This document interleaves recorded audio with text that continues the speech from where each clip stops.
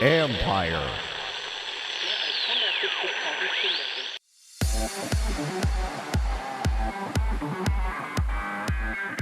On-field communication is about to modernize in a big way.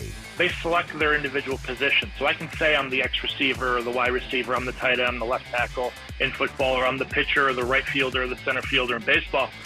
And when we send in a note or a play call, each individual play call can come with its own customized position-specific notes that the coaches can either load up beforehand or they can do right before they send it out to the players. That's Mike Rolih, CEO and founder of GoRout, who wants to help teams streamline their in-game communication. This is the Future Sport Podcast. I'm Bram Weinstein.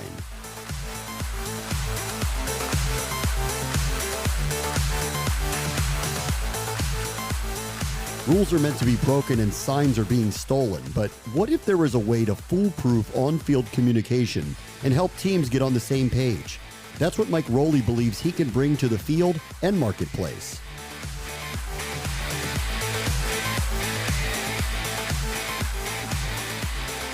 Our guest this week is Mike Rolih. He's the founder and the CEO of GoRout, which is a play-calling wearable that has revolutionized coach-to-player communication across all levels of football. Hey, Mike, how are you? Thanks for joining us. I'm really well. Thank you for having me. I appreciate being here. Tell us a little bit about your company, GoRout. What exactly do you guys do? What have you built?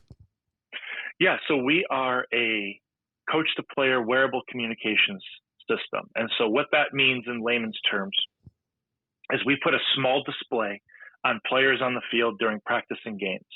And we put a digital device, a phone or an iPad in a coach's hand with all of their information, whether that's game calls or practice calls.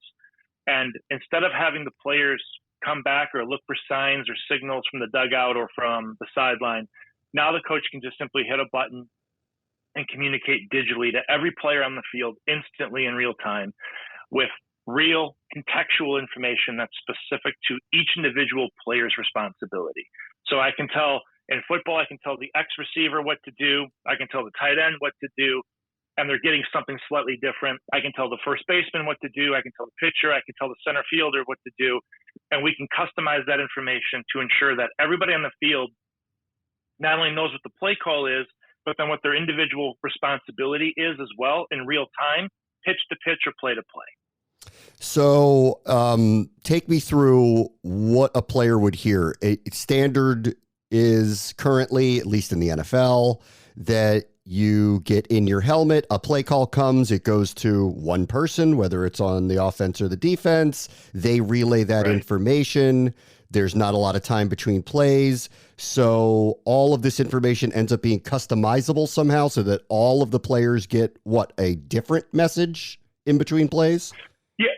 Yeah, exactly. So different than the NFL or even what's going to happen this year in college football at the top end, the FBS level, we are a visual display company. So we actually show you a play card. We show you an individualized text note of what you're supposed to do in between plays.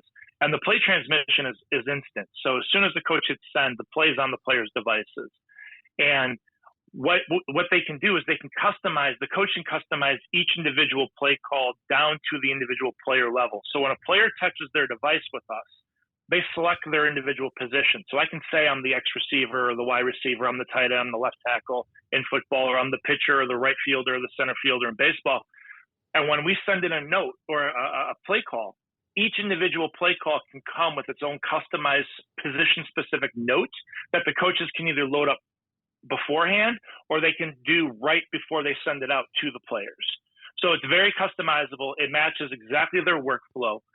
We've built our technologies really to bend to the workflow of the coaching staff, not make them adjust their workflow to fit our technology. And that's what's made us very, very successful. Where is this device? Is it on the player's wrist? How big is it? What does it look like? So on our Diamond Sports side and with what we have coming out later this fall with Gridiron, it actually looks like the size of a smartwatch. Uh-huh. And in Diamond, they wear it on their wrist or on their glove. And in football, they wear it around their belt. And the belt is a very low contact area for football, but on the wrist for the players, pitchers, it's very easy for them to look up and just see exactly what's coming through the call.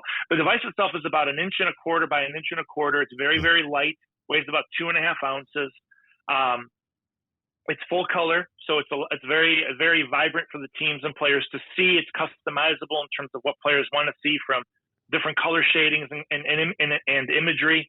And it really just allows the player and the coach to customize the experience so they can digest information as quickly and as efficiently as possible so they can execute better on the field. So this is pretty much like 1 by 1 inch. This is a pretty simple amount of information. You're doing this, like almost a couple of words, maybe. Yeah, exactly. Yeah. It's about 40 characters, an image in about 40 characters. Again, they don't need a bunch of information, right? It's just enough to tell them, this is what we're going to do. This is what you need to focus on. Now go execute. Because it really is about pace of play. It's about being as efficient as possible. Whether you're at practice and you're trying to maximize that 20-hour work week at the college level, or you're getting ready to beat Kentucky and you're going to play in the College World Series and you've got 20 seconds to throw a pitch. It's really about getting information into each individual player as fast as possible, but also with contextual relevance.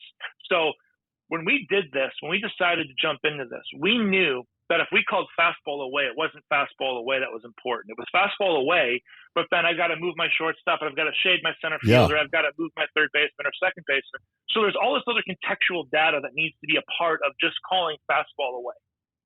And in football, if I send in, trips right, deuce, gun, right, that might mean something very specific to the right side of the offense. And whatever that means, those individual players need to know that very small snippet of information that provides them that one key coaching point to allow them to execute more efficiently.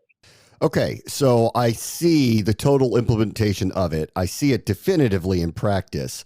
How are the leagues working with you on this? Because they all have rules about what level of communication you're allowed to have.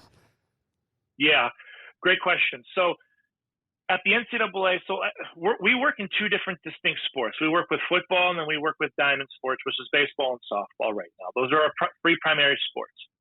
On the diamond side, baseball and softball, at the NCAA level, we're on all the different players on the field, and they can communicate one way from the dugout to the field, and they can communicate all different types of information, whether that's pitch type, defensive notes, situational notes, etc. At the high school and club level, it's much more limited to just the catcher for baseball and softball at the high school level. So the communication is a little bit more direct in terms of what they can communicate and how that information is being disseminated out to the other players. And at the very low levels, it's pretty wide open. Again, the club levels, they can do whatever they want. On the football side, this is a brand new avenue that's starting to open up. So this fall, we'll be running our initial launch of GoRout Gridiron, which is an in-game technology, an in-game tool that will be used by the Liberty League, a Division III NCAA Division III league, and their communication is going to be about how they communicate in practice. But then when they get on the field during game day, it's going to be the offensive coordinator, the defensive coordinator communicating those defensive or offensive calls to the players on the field live in real time, so they don't have to huddle up. They can stand in the line of scrimmage and just get ready to snap the ball and keep the pace of play moving very, very efficiently. What we have learned is that in the football space, we actually provide two significant values. On the football side, in practice, it's all about practice efficiency. We focused a ton on scout teams at the start. And if you're not familiar, scout team is that the group of players who aren't in your 2 deep or 3 deep, who aren't going to necessarily play on game day, but they're giving you the best possible look. So if we're Kalen DeBoer and you're at Washington and you're preparing for Michigan in the national title game last year, right? Washington has to rep Michigan's plays throughout the course of the week. Our technology allowed them to do that with the best possible efficiency and best possible looks during practice. And now we're taking that experience and that insight and that knowledge, and we're transposing it into the in-game environment this fall for the first time ever. It's a groundbreaking thing. We're the only company doing it on a wearable at the NCAA level this year. We're going to be breaking the mold, if you will, and revolutionizing how college football communicates. And we're really excited to see how this fall turns out for the Liberty League. Yeah, as you may know, I am a voice of an NFL football team, the Washington Commanders. And when I watch them practice, the scout team part of it is interesting. What they basically do is put up a card for all of the players that are wearing the jerseys of the other players, and they all have to kind of figure out what they're supposed to do to give the starters the look that they're going to get on Sunday. I could see how this is going to streamline that process immensely in practice for them. These are plays that these players do not practice because they're scout team and they're trying to give a look for somebody else. Exactly. And we work with a handful of NFL teams already. And that's becoming more of a slow burn because coaches now at the NFL level, even though they're not really limited by time, right? Players and the collective bargaining agreement, other things that are out there, they're starting to look for more ways to be efficient. Yeah. And this is one of the areas where they're recognizing that that's still a significant inefficiency because you might have, your starting tight end go on the scout team because they're only carrying so many players. Now he might be playing an outside linebacker to give a look. Well, he's never done that before. And this makes it easier. And that's what the NFL is starting to adopt with us.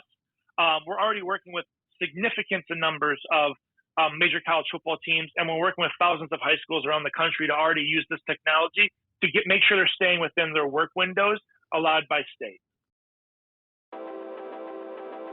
Future Sport is a presentation of Empire Media, a B2B and B2C podcast and digital company dedicated to making your business or brand be heard. Internal or external content creation that will have a lasting impact on your strategy. Consulting, creation, and production, all to help you effectively communicate your message in any marketplace. Learn more at empiremedia.com, AMPIRE media.com. Let me ask you this. How open are these sports to new technology of this sort, communication technology? Are you finding that you're showing them something that's going to make their communication more, it's going to enhance what they're doing? There's clearly the obvious positive use case for all of it. But are you getting resistance to using communication technology within leagues and sports? Yeah, that's a great question. If you would have asked that same question 3 years ago, I'd have said absolutely. But the world is changing rapidly. The industry, the space is changing. The markets are changing. And a lot of it has to do with really two things. One, obviously the last couple of years, there's been sign stealing scandals. Those have been well reported, whether it's college football or Major League Baseball. So there's been an immediate need for communication technologies to be deployed to shore up competitive operations and balance. But also, we got to remember that a lot of the kids that are coming up today and a lot of the coaches that are now getting into coaching, many of them have never really spent most of their lives without a digital device of some sort in their hand. So this is a pretty natural form of communication and a natural way for them to digest information. And so it only makes sense that they're using this in every other piece of their daily lives, that there's no reason that we have to go back to 1950 to go back to an old form of communication. That this technology blends in when it's done right and done well. It blends in very seamlessly to the experience for the players and the coaches on the field. Because ultimately, if you think about a coach, all they're trying to do is get information that they have and that they see to the players so they can do something with it. Well, our technology just simply streamlines that information and that capability. Governing bodies and boards, whether that be the NCAA, the NFL, Major League Baseball, the NFHS, which is the high school governing body, and all the different state associations, but then also the youth leagues.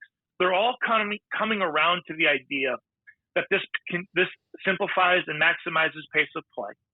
This allows players to get what they need. It removes the sign stealing, controversies and scandals and other problems that you run into by allowing just the teams to communicate within themselves. And by doing all of that, what they're realizing is that now the players are getting the information. They don't have to sit there and think as much about, well, did he tap his shoulder twice? Or what was the signal that came in from the sidelines? Did I read that right? Is it to the left or to the right? Now it's just right there. It's either in their ear or on their wrist. And it allows them to just focus on executing and playing. And I think organizationally, people are realizing that technologies are available. They're affordable. They're prevalent. So there's the stigma of we don't want to be a part of technology in sports has really disappeared, and the investments in that these teams are making in technologies, and whether player development, player communications, player enhancement, operations, they're making these investments are pretty significant, and the next wave of competitive advantage. The teams that can maximize technology the best are the teams that are going to ultimately end up winning in the future. Yeah, 100%. I agree with you. Let me just stay on this track, though. I know why you're doing this, and it's not to help people cheat, but I know that everyone's going to look at it and go, okay, could the other team somehow relay the information through this to get fastball away so that their hitter now knows it's fastball away, right? You know what I mean? And like, obviously people like, this is where the Apple Watch controversy came in for the Red Sox, right? Yeah, absolutely. And we spend a lot of time around that question as a team, right? Thinking about security, whether it's football, when we go in game, like we're working very diligently to ensure our encryptions and our play calling are locked and very, very tight, and the securities are balanced. And we do that up and down the level. And that's a question we get asked often by front offices. It's a question we get asked often by coaching staffs, by administrations. And, the security is obviously a paramount to what you do from a relay perspective. It has to be protected, it has to be encrypted. And we spend a lot of time ensuring that when communication is sent out, whether it's over our network, up on our server, or down on our devices, that the encryption keys are unlocking each other throughout the course of the process. So we have a 3-level security encryption process that's built in to ensure things like that don't happen. Now, in some instances, I think we saw in the College World Series, one of the players stole one of the devices from another company that was out there that's being used. And so they had to stop using their technologies. With our technology specifically, though, one of the things that teams can do instantly is they can select that individual player device, and they can just turn it off and disable it, and it kills everything on the device. So teams, even if they do grab a piece of that technology, the teams have a granular control of it, so they can switch that off immediately on the field in real time and never have to worry about it. Right. And then so also at a later date, if someone who's not supposed to have this got a hold of it, it's not storing anything, right? Like it wouldn't be like stealing a playbook, basically. Exactly. Yeah. The devices themselves are just dummy receivers, so they only show what was the last play sent. So as soon as we decide to do something or end the session, there's nothing left on the device. There's no cache. It's part of this part of the security process is that the device it kills everything it receives as soon as the next thing is sent or ended. So we never store data. We don't store any information unless it's in the cloud on the individual team server or in their individual account. All right, last thing. Give me a big picture what you see in 5 years in terms of communication in sports. Obviously, you've addressed all the fears of having communication in sports, and we barely touched on the fact that I don't know why this was the case in big college football, but you weren't allowed to relay any information through technology up until very recently. They were holding up signs and making calls from the side. There was a controversy with the Michigan football team a year ago with all of this. How do you see technology being implemented 5 years from now across the board in sports? We don't see this genie going back in the bottle, if you will. We fully expect that in the next 3 to 5 years, more than 24 million athletes across the United States, and then growing more globally, are going to be wearing some type of coach-to-player communication system during games and during practices in a variety of different sports. Organizationally, these markets aren't generally perceived as being very large, but they're extremely large. And there's billions and billions and billions of dollars, whether it's in the U.S. or over into Europe, that are available because teams are constantly investing in technology, constantly investing in these types of competitive advantages. And because it's so streamlined and because it's becoming such an important part of how coaches and players are now interacting during practices, it's only going to continue to expand. We expect that in the next 5 years, we'll see all the major sports will be using this during practices and games. We expect that other sports that are emerging, like lacrosse, will be expanding into these types of technologies.